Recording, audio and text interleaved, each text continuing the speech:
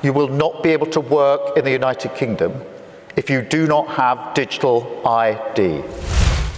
Well, guess what, folks? It's Friday afternoon, and you know what that means. First off, it's a feel-good Friday. But secondly, it's where news goes to die. It's where the biggest stories get broken so that people don't know what's going on. And that's what happened today as the UK announces digital ID. And you have to have it if you want to work. Oh, also bonus, Mark Carney was in the crowd doing this. I love you, Kears. You're amazing. We love you. That was what's going on. And so what's happening, I know for a lot of people who've been watching and following politics for at least before COVID, during COVID, and up till now, you know exactly what's going through your mind. I know. I can read your mind. I can read your mind because I know you can read mine. It's that Agenda 2030 from the World Economic Forum. And baby, we're going to do a little map today to discuss all of this and what this means for Canada moving forward and what our current government's doing to push us into that same direction. Welcome to the Unveil podcast. I'm your host, Josh. If you're getting value from today's episode, take the time to like, share, oh baby, and subscribe. It helps us to grow, and it helps us to get to new audiences and helps people see that there's something different than what the mainstream media has to offer now. Let's get into our first story, shall we? Here's Keir Starmer, PM of UK, announcing digital identification at the Global Progress Action Summit 2025. And baby, you have to listen to it to believe it. Here we are.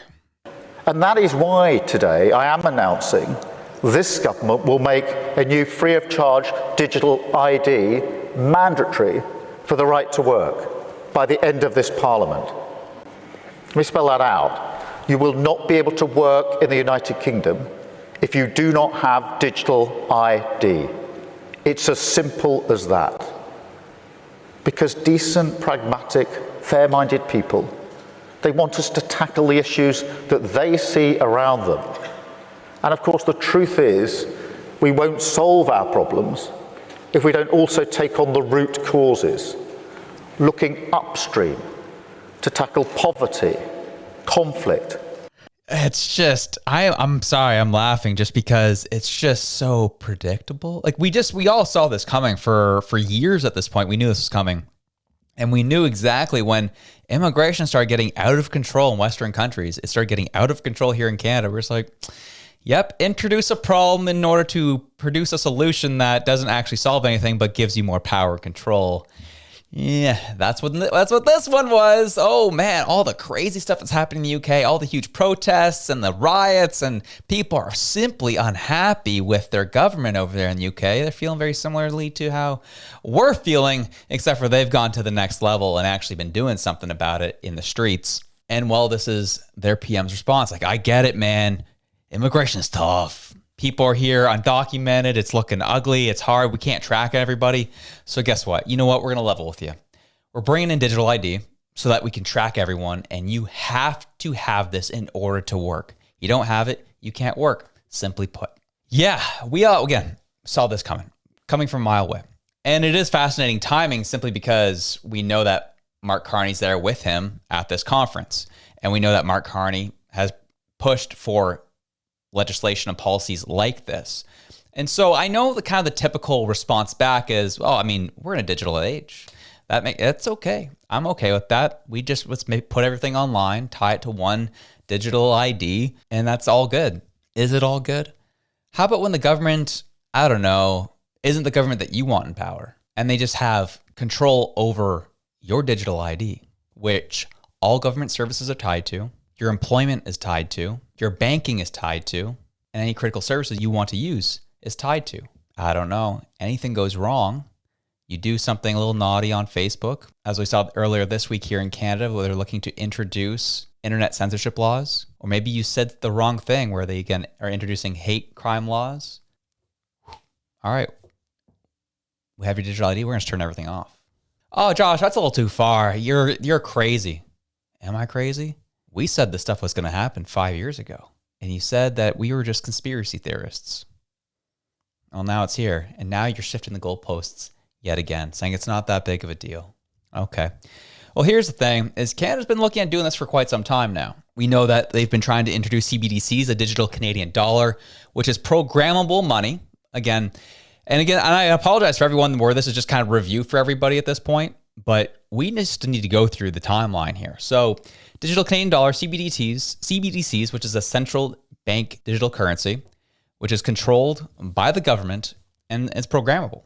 So they can dictate what money you spend and when you don't. It's almost like a glorified coupon at this point, because we're seeing this all happen in China. And China's about 10 years ahead of where we're currently at with this stuff. And we know that what we've seen up to this point is the West is actually trying to mimic what they're seeing in China right now. So the reason why I'm kind of sounding the alarm on this is because this is where it goes. We're actually been following in China's footsteps just 10 years behind. They introduced a CBDC, which was programmable money, which they won't allow you to fully have savings. Say they're having a tough time in the economy. Well, they turn an expiry date on the money in China. So people who have had savings for quite some time, well, now you have to spend it and get rid of it. That's how things work in China. That would be technology that would be introduced through a CBDC here in Canada. As I said, just look at where China's at and you can see where this all goes. So yes, we've been experimenting with the digital dollar, which is a little concerning. And again, taking away your right to decisions to do with what to do with your money, with what as you see fit. Fairly simple. We saw Global News, Globe and Mail, post this back in May. Digital ID, AI agents, and digital currency. Canada needs infrastructure for the new age. And again, we know how tied Globe and Mail are to the Liberal Party of Canada, especially with Mark Carney at the helm. They're saying since U.S. President Donald Trump blew up our global systems for trade and cooperation, one idea unites political and business leaders in Canada. We must build a more resilient, independent economy, yet most conversations still revolve around tweaking our industrial and resource-driven foundations. That's necessary, but woefully insufficient. To boost productivity, achieve sustainable prosperity, and ensure national sovereignty, Canada must shift its focus to building an innovation economy fit for the digital age. Other countries are already acting. If Canada wants to remain a strong G7 nation and thrive, we need a national moonshot, one that retools, re-educates, and rebuilds our economy from the ground up. Here we are, folks. The first foundational layer is a self-sovereign digital identity for every Canadian. This isn't about centralized government-issued IDs that spark fears of surveillance. Really? You sure? I love that that was the first thing you said. It's about giving individuals control over their own data, powered by blockchain and AI. Such a system would let Canadians manage their digital information securely and in a decentralized way. I will 100% believe that. I will 100% believe that if you built this all on the blockchain. But you won't. The government won't. They'll build it on their own servers to centralize everything. I will stand super corrected and actually be fairly okay with this. I'll be fairly okay with digital ID if it's built on the blockchain, where it's actually truly decentralized and you do actually own your data and the government doesn't oversee all of it. I will 100% backtrack on the show on that notion if this is actually built on the blockchain. But guess what? It won't be. They'll create their own servers, pool all the data into government-run servers, and that's how they'll control things. Hey, I could be wrong. Could be wrong. Core government documents, passports, licenses, tax data would still be included, but so would the wider stream of personal data generated in daily life, health records, transaction histories, education credentials, even location and communications data.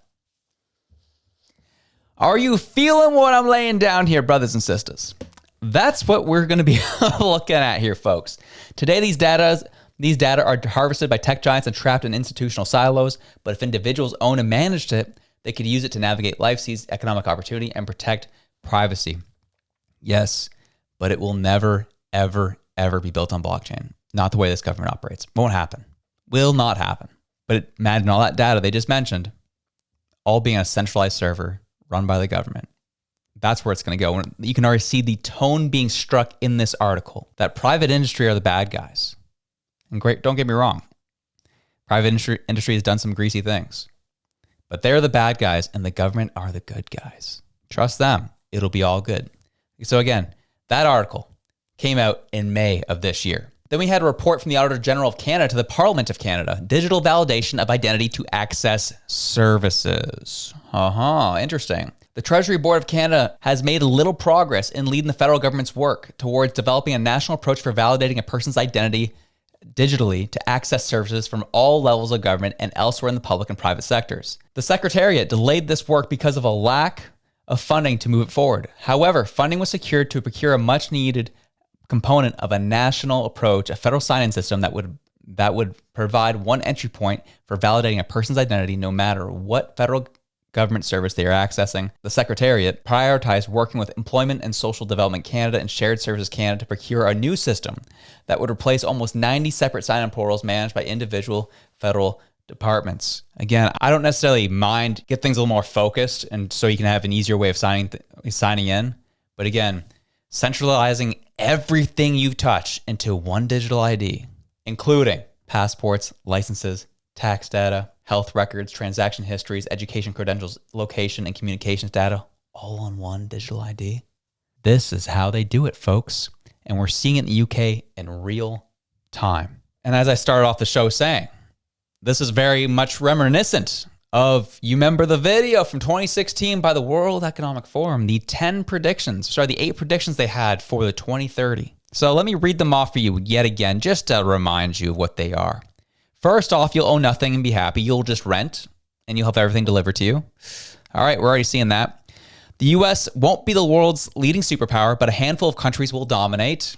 Well, they're trying to make that happen, and Trump is fighting his tail off to make sure that doesn't happen. They'll print new organs with 3D printing. Okay, that hasn't happened yet. You'll eat much less meat, though. That was another prediction. And yes, they've skyrocketed the price of meat everywhere so that you eat much less of it now.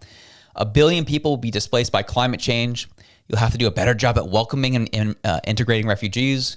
Well, climate change hasn't been the reason. They found other reasons to bring everyone over to Western countries that we have to just get over yourself and let everyone in, even if we can't help them. Polluters will have to pay to emit carbon dioxide. Well, we're seeing that here. You'll be preparing to go to Mars. Okay, well, we're seeing that with Elon Musk. And Western values will have been tested to their breaking point. All of these have now happened except for the 3D printing of organs.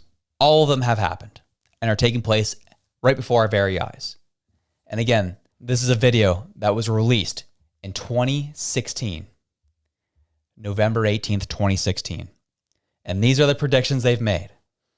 And we are well on our way up to that point, up and including digital ID that we're seeing in the UK. We are going to be shortly behind that. One I thought was very interesting, especially when Keir Starmer was talking, when he used the word pragmatic people. That word's been used quite a bit by someone we know, hasn't it? Our Prime Minister, Mark Carney. Yeah, that's, we've heard that quite a bit. Well, Mark Carney also said something earlier this week that really caught my attention, especially when you saw here where the U.S. won't be the leading superpower anymore, but they'll be dominated by a multiple of countries. Listen to Mark Carney's interview from earlier this week, and he uses, again, language that links well to that thought and idea. To the world's largest and most dynamic economy directly to the south. And we also had the expectation that the world would converge over time towards free markets, open societies, and democratic values. But now the world is undergoing a series of fundamental shifts. New technologies have brought distant threats to our door. Power has become multipolar. Authoritarianism is resurgent. And consensus within many democracies, not all, but many democracies, has fractured. We've become a multipolar world. Our democracies have grown to be fractured. Interesting use of words. And we're seeing all of it come in real time, knowing how much Mark Carney has loved and attended the World Economic Forum over the years. I thought that was just a very fascinating way to end today's show and our day on Friday. Very fascinating to see all this taking place in front of our very eyes. Again, Friday news is where news goes to die. That's why I wanted to talk about it now. Make sure I get it in front of you before you leave for the weekend. But anyways, enjoy your weekend. Have yourselves a good one. I'm out.